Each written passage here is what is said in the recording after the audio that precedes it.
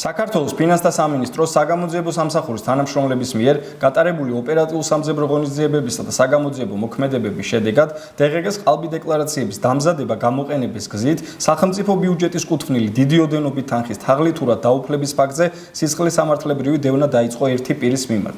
გამოძიებით დადგინდა, რომ 2020-2023 წლებში ბრალდებულმა მის მფლობელობაში არსებული კომპანიის სახელით შემოსავლების სამსახურში წარადგინა დღგ-ს ყოველთვიური დეკლარაციები, რომლებშიც შეტანილი იქნა ფიქტიური მონაცემები რეალიზებულ საქონელთან მიმართებაში, რა გზითაც მან კომპანია შეუქმნა დღგ-ს ყალბი აქტივი.